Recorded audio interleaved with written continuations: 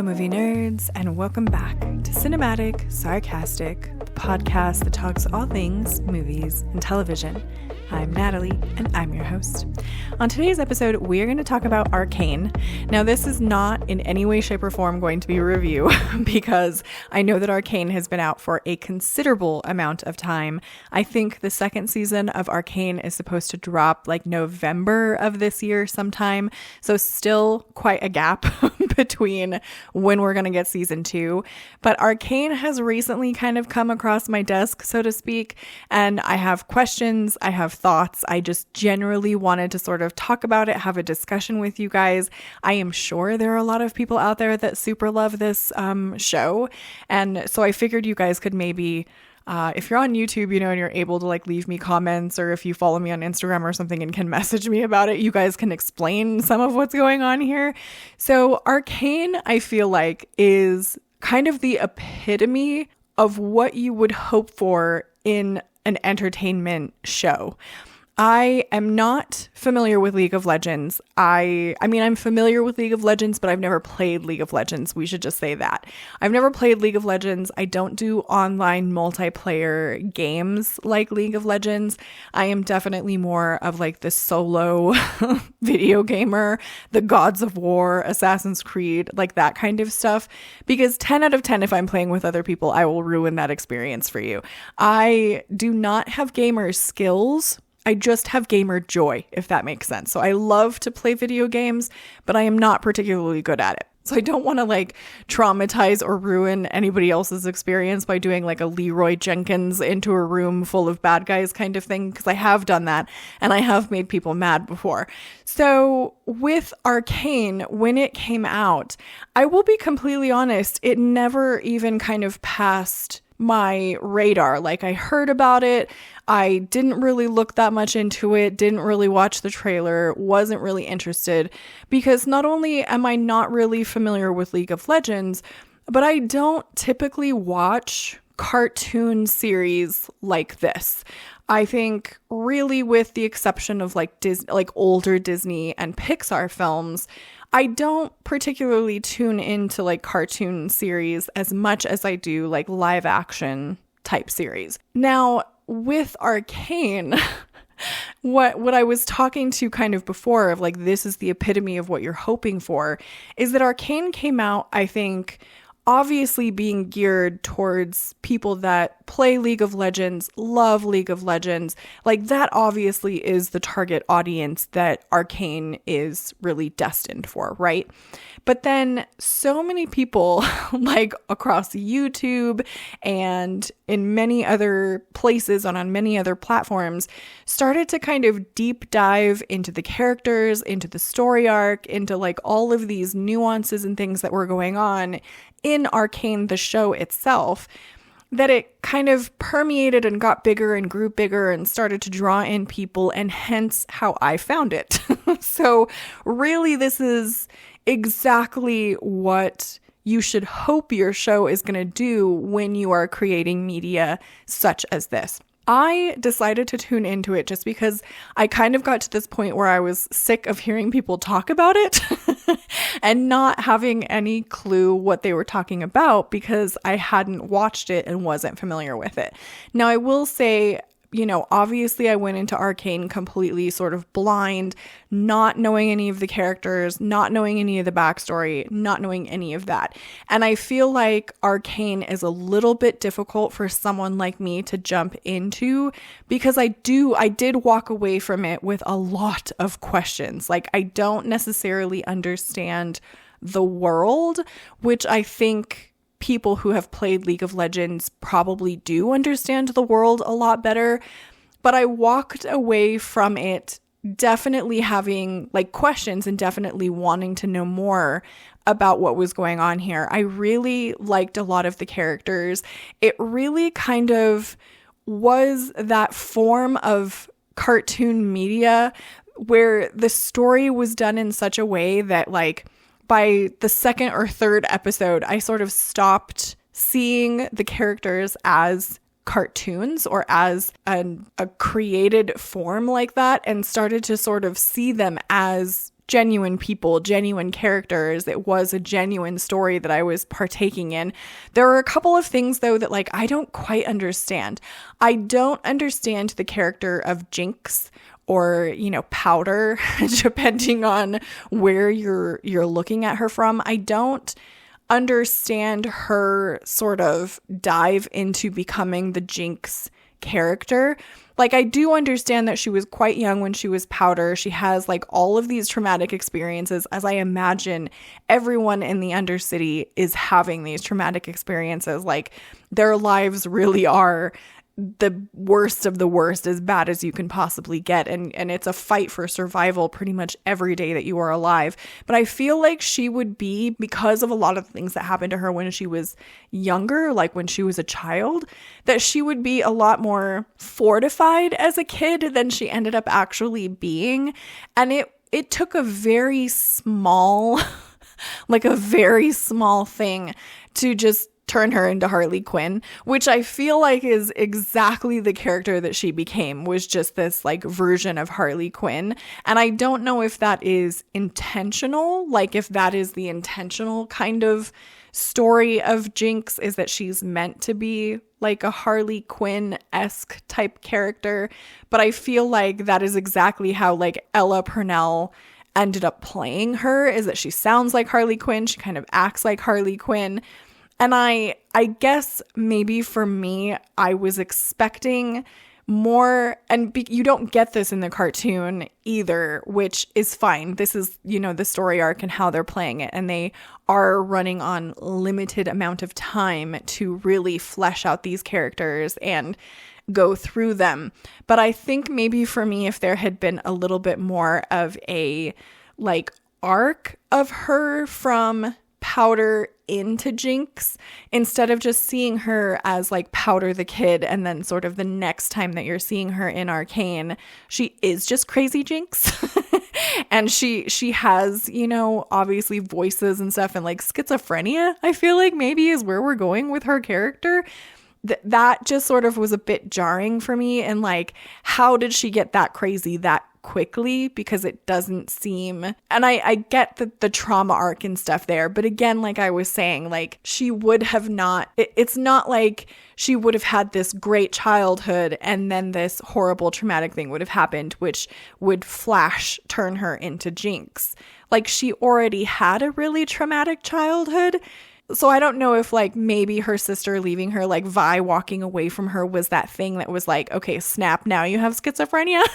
But I feel like her character just transitioned a little too quickly for me to really understand like how she went that crazy that quickly, especially considering that Vi pretty much for the entire time, you know, that Jinx was becoming Jinx, Vi was locked in like a 5x5, you know? Like, I feel like her character would have been more crazy. I don't know. Maybe you guys can explain to me what's happening there, because I feel like being locked in a cell for the majority of that time and being beat up and, you know, having to sort of help yourself in like this prison like setting would be a lot more traumatic than Jinx being raised by like a villain.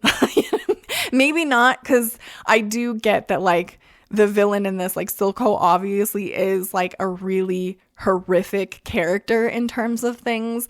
I don't also understand like how Silco has just this loyal following, you know, like he seems like, I don't know. And again, I don't know the backstories to any of these characters, so I don't know if there are things in League of Legends that would explain some of these things that you don't get outside of the games, or, you know, that there is more lore. If there is more lore, you guys, like, let me know for sure. But I feel like I need more. And I know that I'm not the intended audience, you know, like I know that the intended audience is people that would be familiar with League of Legends and would know these characters and are kind of going into these characters to learn more about them, not to like learn about them for the first time. But I really kind of want to know more about the Undercity. I want to understand more about it. I don't quite also get the Undercity thing, because it seems just like the Undercity is like the other side of the bridge. but then that also seems like a lot of it is underground, and I'm confused by that a little bit. So I don't know if I'm just, again, missing things that would be explained in the game that are not necessarily, that they don't feel like they need to then explain in the show as well.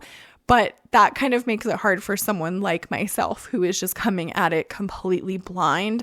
But I will say, I really loved the animation style in this. It was surprising to me how quickly just watching that animation style kind of turned into realistic characters for me, and like how well they did that, and the cinematography, I guess, inside animation. And I don't know if it's considered cinematography that way, if it's animation, but kind of some of the ways that they did things where it would sort of, you'd be in the fight scene, you know, like in some of the fight scenes with Jinx, how you would be in the fight scene. For instance, the one with her and Echo, the fight between her and Echo, where like in her brain, she was seeing them both as children at the same time as being there with him as like more grown adults or like teenagers, I guess. I'm not exactly sure of the ages on any of these characters or how much time has passed between when she was a kid and now. But that I found was just incredible, the way that they were able to do that, like the flashback scenes between them and how you kind of see how she's reacting to him, and like how their fight styles were really built around how they were as children and learning from one another, and how she feels like she knows she can beat him because she used to do it when she was a kid, and like how just incredible some of that stuff was, and being able to portray that emotion and that feeling in animation that I don't necessarily feel like you get a ton with animation, you know? Like, I am definitely one of those people that I think kind of shies away from animation stuff like Arcane, because I am looking for like that deep emotional connection to characters that I don't necessarily get when I'm watching like cartoons so much. But I also don't have an extensive amount of watching animation outside of like, you know, your stereotypical, like I mentioned, Disney and like Pixar and stuff. Like, there is a cartoon called Fire and Ice that I used to watch, which was not meant for children, by the by, but that I used to watch when I was a kid. And it was like a Frank Frazetta animation film that he had done. And I adored it when I was a kid. And I watched it when I was quite young. And it is still one of my, you know, favorite things. And there are so many themes in that like clearly I missed as a kid that I do kind of understand and get more of now. But I feel like maybe I'm like coming into this point of getting more of a connection from animation and from like cartoon storytelling in this way, because I am older and can actually, you know, get that sort of thing. Like, where when you're a kid and you're watching The Little Mermaid, you're just like, oh, it's a mermaid. That's amazing, you know. But like as an adult, you can kind of look at the nuances in and look at the way that they're doing like some of the scenes and how they've set that up, and how you have to kind of direct scenes in something like Arcane very similarly to how you would do it in a film. And I just was pretty like, I love the creation also. Like, again, I'm not familiar with League of Legends, so I wasn't familiar with like the character creations and sort of how those were set up. And some of the characters just were so interesting to me and so cool to kind of see. And I don't remember off the top of my head what the character's name is, but the sort of, he's working with Silco, he's working with the bad guy, and he's the Asian kind of character that's trying to go against Silco, I guess, and like take over, and how he just has like, you can only see his top teeth, but then his bottom jaw is essentially just mechanical, or like, I don't know. I don't exactly understand that. Like, if somebody knows Arcane and knows a lot of the world and stuff, like, please leave me comments, you guys, and please like explain some stuff to me, because I'm so far out in left field trying to like understand what's going on But I enjoyed Arcane so much that I'm just like, now I need to rabbit hole. Like, I need someone to point me in a direction of where I can rabbit hole into the story and into the characters to kind of set myself up so that I have until November, y'all, to really kind of understand more of this world and more of the characters before season 2 hits, because I feel like this is an obsession that has started for me just based on how well they did the storytelling here. I was very impressed by it and really blown away by it. And I'm definitely going to have to rewatch the series again and kind of see what more there is to pull from just season 1, because I'm sure that there are like other things, you know, when you watch something once and then you go through it and you're like, oh my God, I didn't notice that thing. I'm sure there are things that are in there. And there's so much like nuance and emotion playing in Arcane that I guess I was not expecting. And like the morally grayness, even though that's not a good sentence, but like the morally gray aspects of the majority of the characters and how bad decisions become worse decisions, become horrible things that happen to other people. And like, I am not sure that there are very many like really good characters in Arcane. And by good, I mean like just not horrendously horrible human beings like as characters in this. And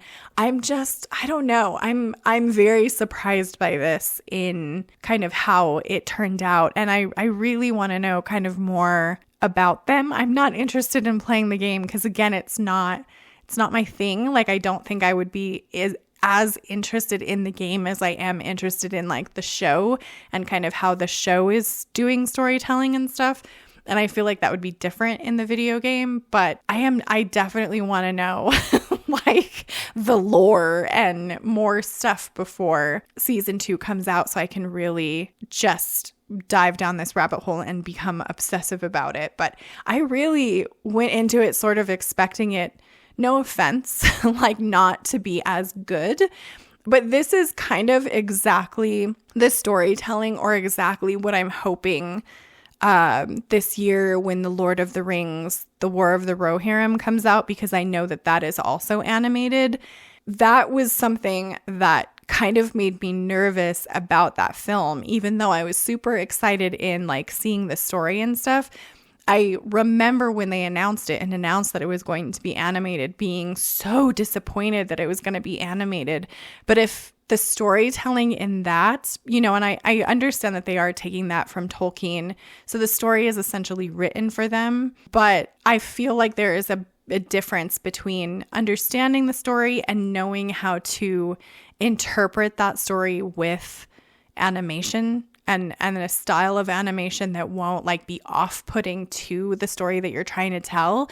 But if they can link the animation and the story in The War of the Rohirrim the way that they have linked the story and the animation with Arcane, where it's just like my brain doesn't even register that I'm watching animation, that's going to be pie, you know, like it's going to be so good.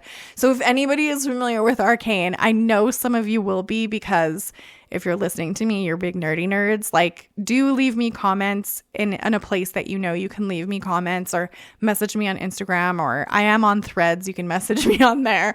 Let me know, like where do I look, y'all? Like where do I look for more stuff about the lore of Arcane and about like the city and the characters and all of that stuff? Because I desperately want to learn more about this before the second season comes out. Thank you for everybody that like raves about how great this is, because I really would never have even thought twice about watching it or even considered watching it if it wasn't for the fact that everyone loved it so much and would not shut up about it. So I appreciate that people are passionate about something to the extent that it does push that thing towards people that would not necessarily have watched it in the first place. So do let me know, you guys, like what's going on with Arcane and where I can get more info. And if you know like other YouTube channels and stuff that talk about some of this stuff that might be awesome sauce for me to tune into, tag me in that shit. So those are my thoughts and sort of questions around Arcane. I really would love to know some more stuff about it, so definitely let me know your thoughts. Subscribe if you want to join the Movie Nerd family, and I hope to see you in the next episode.